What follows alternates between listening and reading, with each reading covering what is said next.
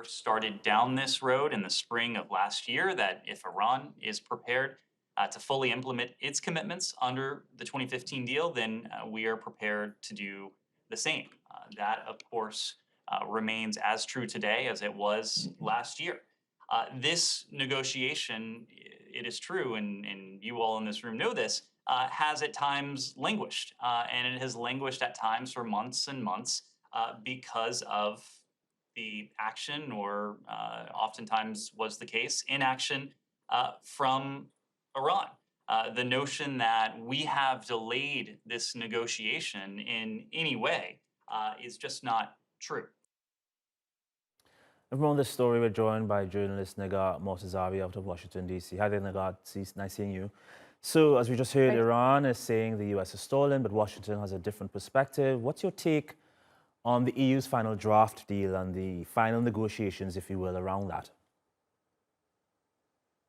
Well, it seems like after shuttling between Tehran and Washington, the European diplomats eventually put on the proposal, called it the final proposal, and in a way gave a soft ultimatum to both sides that this is it and that they need to make an agreement. The Iranian side took some time to review that proposal and come back with their own response. So they didn't exactly accept the European proposal, and we don't know what exactly was in the European proposal, but the Europeans tried to bridge the gap between Tehran and Washington. It seems like they were successful to some extent. The Iranians came back with their own response, modifying their European proposal, but what we're hearing from the US side is that there's a softening of Iranian position, or essentially more flexibility shown, backtracking on some of their own perceived red lines in the past. And now the US is reviewing the process, and obviously the Iranians want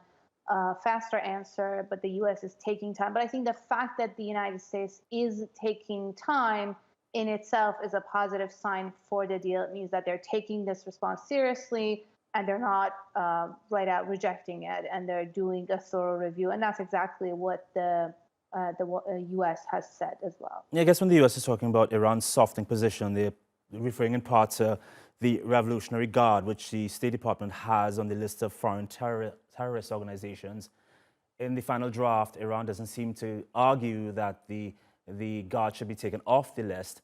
What about other sticking points, like Iran's request that it be compensated if a future U.S. president pulls out of the deal, or its demand that a probe by the International Atomic Energy Agency into its nuclear program be shut down?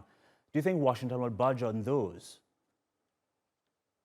Well, again, it's a matter of bridging the gaps. On the foreign terrorist organization designation of the IRGC, it seems like the way they're bridging that gap is that the U.S. has proposed to lift some sanctions on entities that are part of the Revolutionary Guards and doing economic and trade activities, but keeping the main entity on the foreign terrorist list. And then on the Iranian side, the Iranians have also softened some of what's perceived their own red lines. They still seem to be demanding some sort of a compensation, if you want to call it, or also, in a way, a punishment for the U.S. and a form of guarantee that essentially either pressures the U.S. to not leave the deal again, or creates a cushion for when the U.S. does sort of a period of time for a wind down of sanctions on companies that still do business with Iran. So I think what the two sides seem to be doing at this point, first of all, they're both showing that they're still interested in an agreement, in a deal, and that's good.